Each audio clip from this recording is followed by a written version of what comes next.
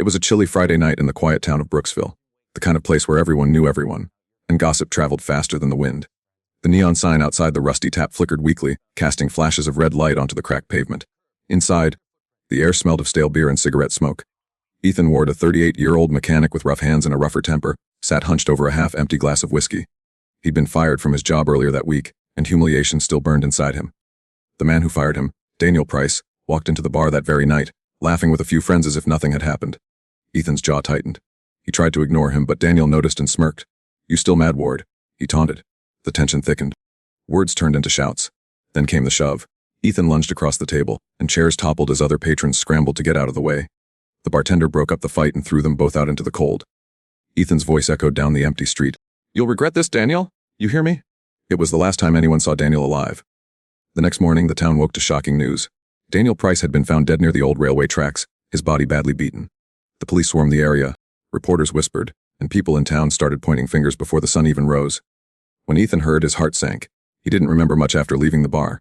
He'd been drunk, angry, and wandering the streets alone. He told himself it was impossible. He couldn't have done it. But then he heard what everyone else was saying. Witnesses saw him fighting Daniel.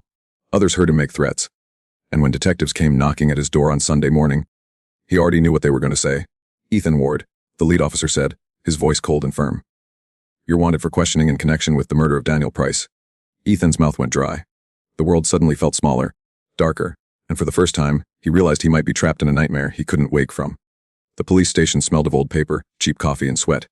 Ethan sat under a buzzing fluorescent light, his hands cuffed to the metal table.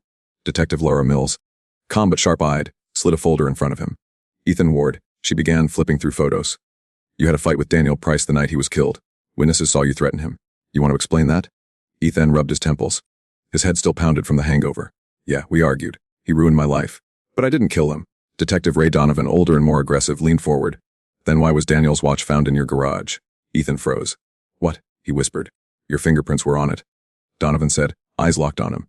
Ethan's heart started to race. He hadn't seen that watch since the bar. He swore someone must have planted it. But to the police, that sounded like desperation. After hours of questioning, they released him, but not freely. He was officially labeled a prime suspect. His name hit the local news that same evening. "Local mechanic suspected in brutal killing." The words blared across the screen, destroying whatever peace he had left. In town, people stared at him differently.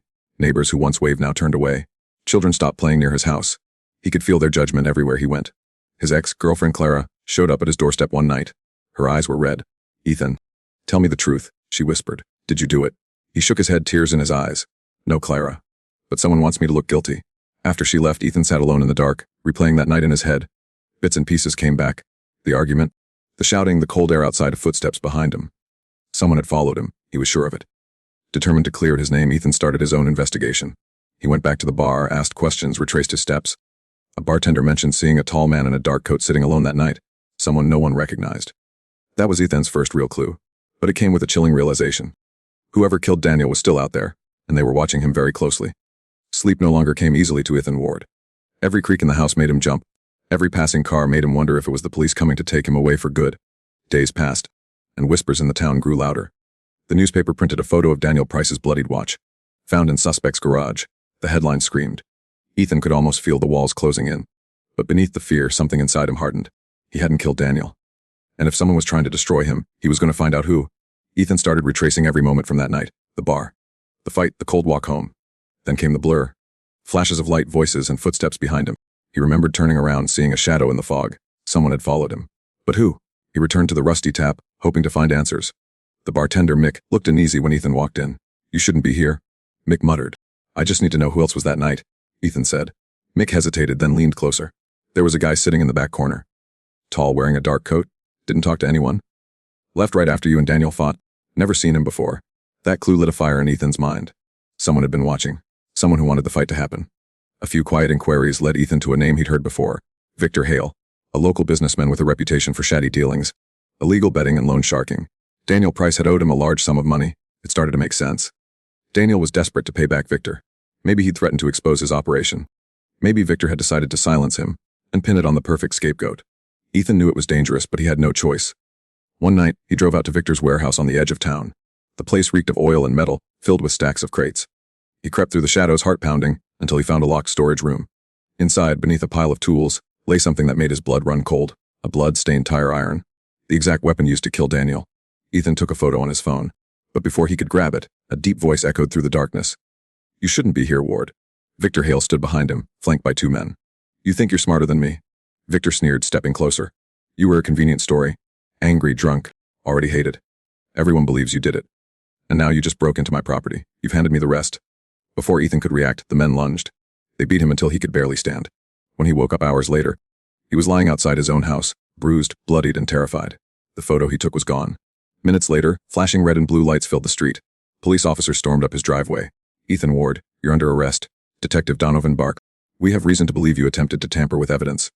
Ethan tried to explain, but it was useless. The words fell on deaf ears. He was dragged into the back of the squad car, realizing just how perfectly Victor had trapped him. Inside the car, Ethan stared out the window at the empty fields rolling by, thinking only one thing: he wasn't fighting to prove his innocence anymore. He was fighting to survive. 3 weeks later, the entire town of Brooksville gathered outside the courthouse. Reporters shouted questions, cameras flashed, and a storm of gossip swirled in the cold autumn air. Inside, Ethan Ward sat beside his public defender, pale and hollow-eyed. The bruises from his beating had faded, but the damage to his life felt permanent. Every person in the gallery looked at him like a monster. The man who killed Daniel Price. The prosecution's case seemed airtight. Motive obvious. Ethan was angry at Daniel for firing him. Opportunity. He was the last person seen with Daniel alive. Evidence. Daniel's watch found in his garage. And now, on top of everything, he'd been caught breaking into Victor Hale's warehouse. Detective Ray Donovan testified confidently. Mr. Ward had every reason to want Daniel dead. He told the jury. And when he realized we were getting close, he tried to hide the weapon. The Ethan sat silent, fists clenched beneath the table. He wanted to scream, but every word he spoke sounded like a lie. On the other side of the courtroom, Detective Laura Mills watched quietly. Unlike Donovan, she wasn't convinced. The evidence felt too neat. Every discovery, the watch, the warehouse break-in, appeared perfectly timed to seal Ethan's fate. After court adjourned for the day, Mills stayed behind in the dimly lit office, staring at the files. Something about the bar surveillance footage bothered her. She had requested the recordings from that night, but they had mysteriously gone missing. The data company claimed the footage had been erased just hours after the murder. But when she checked the system logs, one name appeared in the access history: Victor Hale. The next morning, Mills drove to the tech company herself. The manager hesitated at first, but she flashed her badge and insisted. After an hour of digging, they found a partial backup, a single frame of video that hadn't been deleted. The image showed the alley behind the rusty tap. A man in gloves dragged another figure toward the railway tracks. The timestamp matched Daniel's estimated time of death. But the man wasn't Ethan. The build, the haircut, the walk, all wrong. Mills enlarged the frame, heart pounding. She knew that face. It was Victor Hale. She took the photo to her captain, but he dismissed it. "You have a grainy image and a hunch," he said. "The town wants justice. Don't complicate things." But Mills couldn't let it go. That night, she met with Ethan's lawyer in secret. They agreed to file a motion to delay the trial. Meanwhile, she obtained a search warrant, unofficially, for Victor Hale's property. The raid happened just before dawn. Officers combed through Victor's office, his cars, his warehouse. At first, they found nothing. But Mills noticed something odd. A section of the wall in his private study that sounded hollow when she tapped it. She pried it open, and what she found changed everything. Inside the hidden compartment lay Daniel Price's wallet, his phone, and a small handgun wrapped in a towel. The handle of the gun bore faint fingerprints, and after testing, they matched Victor Hale. Mills stood frozen. It was all there. The motive, the weapon, the evidence. Victor was arrested that afternoon. The media exploded with headlines: "Businessman tied to Brooksville murder." Ethan's trial was halted immediately. When the guards opened his cell and told him he was being released, Ethan just stared blankly. "It's over," one officer said. But Ethan wasn't sure it ever would be. A week later, the town gathered again. This time outside Victor Hale's arraignment. Reporters swarmed as police led the handcuffed man through the crowd. Victor met Ethan's eyes for a brief second. There was no anger, no panic, just a faint, knowing smile. Detective Mills watched from across the street, uneasy. Something about Victor's expression didn't look like defeat. It looked like satisfaction. That night, as she filed her report, her phone buzzed with a message from an unknown number. "You arrested the wrong man again?" Attached was a photo. Clara, Ethan's ex-girlfriend, sitting at a cafe with Victor Hale, smiling. The timestamp showed it was taken 2 days before Daniel's murder. Mills froze. Her instincts kicked in. The real story wasn't finished. The web went deeper than Victor Hale. Somewhere in the shadows, another hand had been pulling the strings all along. Detective Laura Mills couldn't shake the image of that photo. Clara Evans, Ethan Ward's ex-girlfriend, sitting across from Victor Hale, the man now charged with Daniel Price's murder, days before the crime. She wasn't just connected, she was involved. That single image reopened everything. The next morning, Mills visited Ethan at his home. He had been released from jail only a few days earlier and still looked hollow, like a man who'd aged 10 years in a week. His house was a mess, unopened mail, empty bottles, and newspapers with headlines calling him Brooksville's fallen mechanic. When Mills told him about Clara, his expression hardened. "Clara," he said, voice low. She couldn't do something like that? But even as he said it, doubt flickered in his eyes. The hidden connection. Mills returned to the station and started digging into Clara's background. What she found shocked her.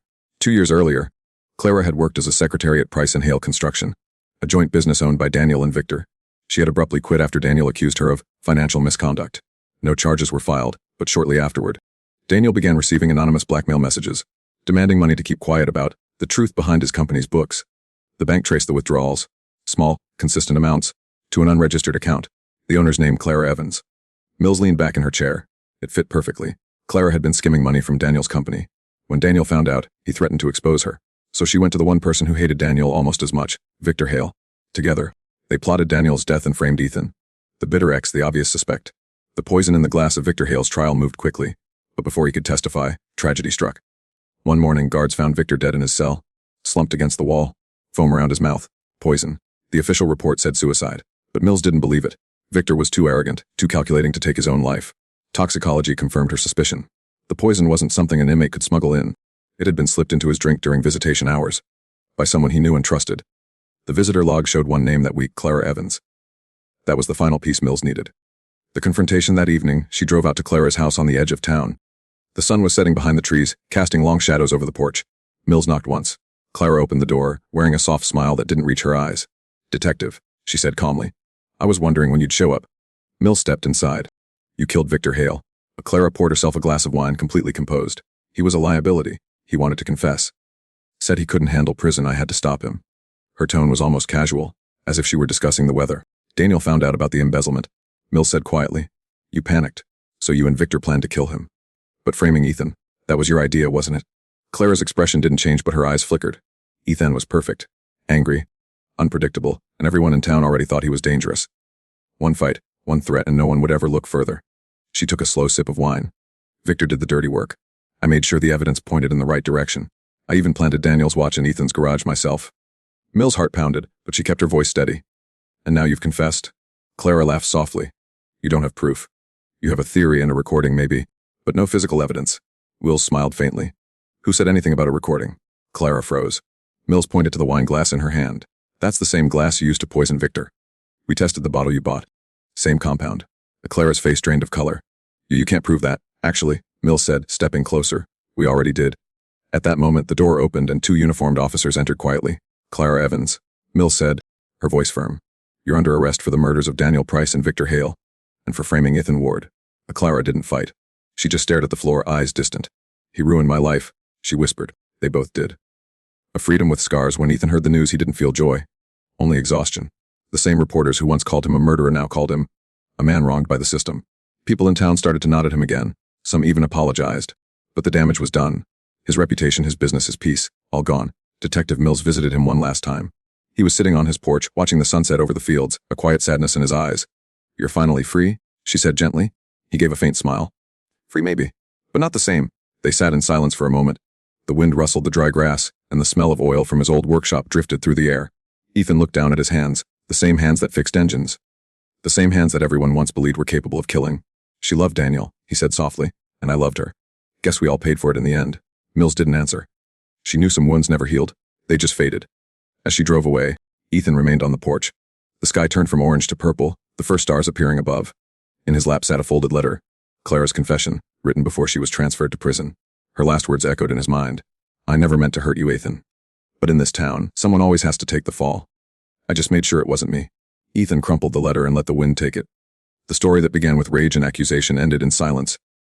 A reminder that evil doesn't always wear a stranger's face. Sometimes it sits right beside you, smiling, pretending to care.